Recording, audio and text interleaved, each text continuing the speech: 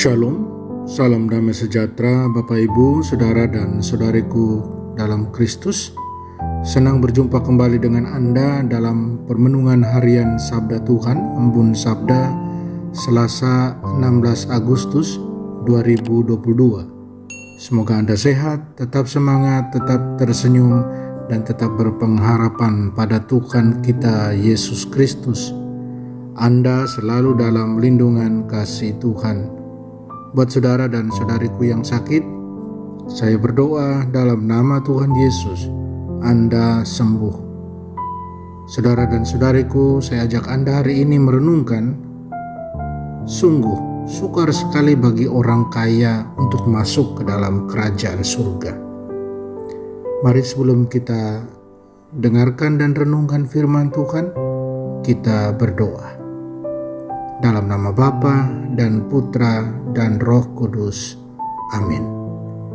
Allah Bapa dalam surga, syukur dan terima kasih padamu atas rahmat hari baru ini dan istirahat yang baik yang boleh kami nikmati pada malam.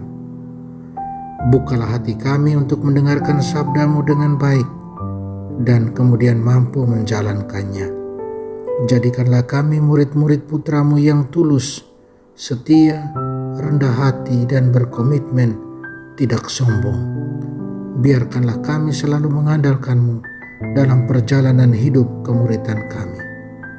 Demi Kristus Tuhan dan pengantara kami. Amin. Mari kita dengarkan firman Tuhan. Injil suci menurut Matius bab 19 ayat 23 sampai 30. Yesus bersabda kepada murid-muridnya, "Aku berkata kepadamu, sungguh sukar sekali bagi orang kaya untuk masuk ke dalam kerajaan surga. Sekali lagi aku berkata kepadamu, lebih mudah seekor unta melalui lubang jarum daripada seorang kaya masuk ke dalam kerajaan surga." Mendengar itu gemparlah para murid dan berkata, "Jika demikian, siapakah yang dapat diselamatkan?" Yesus memandang mereka dan berkata, "Bagi manusia hal ini tidak mungkin, tetapi bagi Allah segala sesuatu mungkin." Lalu Petrus berkata kepada Yesus, "Kami ini telah meninggalkan segala sesuatu dan mengikuti Engkau. Jadi apakah yang akan kami peroleh?" Kata Yesus kepada mereka, "Aku berkata kepadamu, sungguh pada waktu penciptaan kembali, apabila Anak Manusia bersemayam di takhta kemuliaannya, kalian yang telah mengikuti aku akan duduk juga di atas 12 takhta untuk menghakimi ke-12 suku Israel. Dan setiap orang yang demi namaku meninggalkan rumahnya, saudara-saudarinya, bapak atau ibunya, anak-anak atau ladangnya, akan menerima kembali 100 kali lipat dan akan memperoleh hidup yang kekal. Tetapi banyak orang yang terdahulu akan menjadi yang terakhir, dan yang terakhir akan menjadi yang terdahulu." Demikianlah sabda Tuhan. Terpujilah Kristus. Saudara dan saudariku terkasih dalam Kristus, saya kira masih segar dalam ingatan kita akan seorang yang menyebut dirinya Crazy Rich atau Sultan yang mempunyai slogan murah banget. Pernah dalam satu statementnya, dia mengklaim demikian, bahwa dia tidak dapat miskin karena Tuhan akan beri dan beri dia terus karena dia menyumbang. Dia memberikan alasan karena dia menyumbang, maka Tuhan akan memberi dia banyak. Dia memakai logika yang ini. Kemudian kita tahu bahwa Sultan ini bermasalah karena tidak jujur dalam mendapatkan kekayaan. Cara kotor ditempuh untuk itu.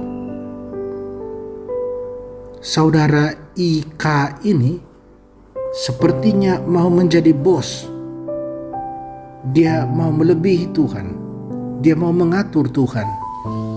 kesombongan luar biasa nampak padanya. Tidak ada sama sekali kerendahan hati.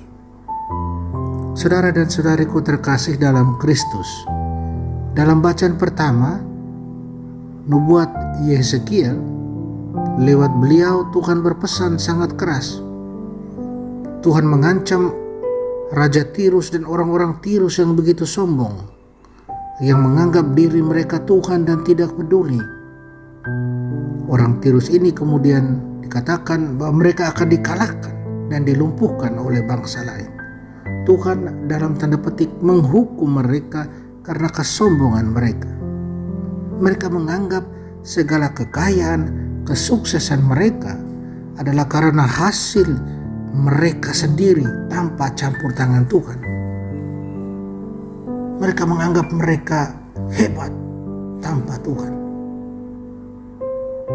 Demikian juga dengan nada yang sama Yesus katakan dalam Injil, sungguh sukar sekali bagi orang kaya untuk masuk ke dalam kerajaan surga. Saudara dan saudariku terkasih dalam Kristus, apakah yang Yesus maksudkan adalah semua orang kaya? Atau orang kaya yang bagaimanakah yang dimaksudkan Yesus di sini? Yang Yesus maksudkan dengan orang kaya di sini adalah mereka yang merasa dirinya Tuhan dengan T kecil.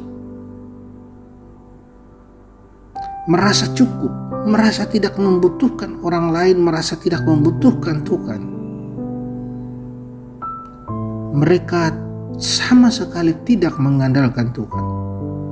Mereka merasa sendiri sudah mampu untuk keselamatan diri mereka. Yesus mengkritik orang-orang kaya dalam pengertian ini. Saudara dan saudariku terkasih dalam Kristus, sering kita pun demikian dalam perjalanan hidup kita. Kita sering lebih mengandalkan harta duniawi daripada Tuhan. Contoh, kita lebih sering cemas dan khawatir kalau kita kekurangan atau tidak punya harta duniawi daripada cemas dan khawatir karena tidak berelasi baik dengan Tuhan. Bukankah demikian yang terjadi? Ada banyak dari kita manusia, bahkan orang yang mengklaim dirinya orang beriman, kita merasa diri bisa. Kita bisa sendiri untuk keselamatan, tidak perlu mengandalkan Tuhan, merasa diri sudah kaya dalam tanda petik. Walaupun sebenarnya, kalau kita mau katakan dengan jujur bahwa orang-orang yang demikian ini, mereka sedang menuntun hidup mereka sendiri kepada kehancuran dan kematian kekal. Dan itu sudah terbukti dalam perjalanan sejarah hidup manusia.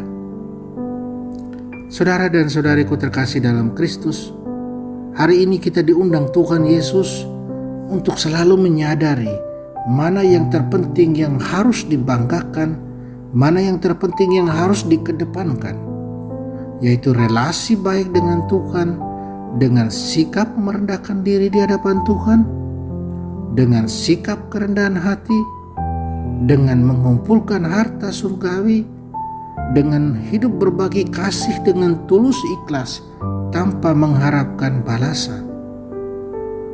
Dalam Injil, di akhir Injil, Tuhan sendiri katakan bahwa mengikuti Dia, setiap orang akan mendapat balasan 100 kali lipat dan akan memperoleh hidup kekal. Luar biasa, bukan?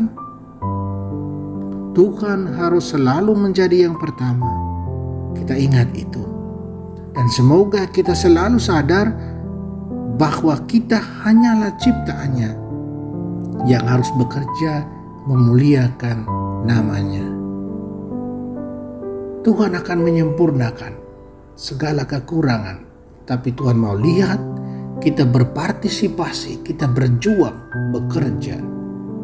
Apa yang kurang, percayalah Tuhan akan menggenapinya, menyempurnakannya.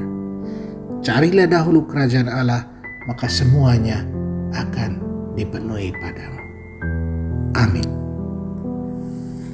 Mari kita Mohon berkat Tuhan bersamamu dan bersama rohmu. Semoga kita semua orang yang kita sayangi dan kasih, usaha karya dan rencana kita dilindungi, diberkati Allah yang Maha Kuasa, Bapa dan Putra dan Roh Kudus. Amin. Saudara dan saudariku, jalanilah hari ini dengan senyum.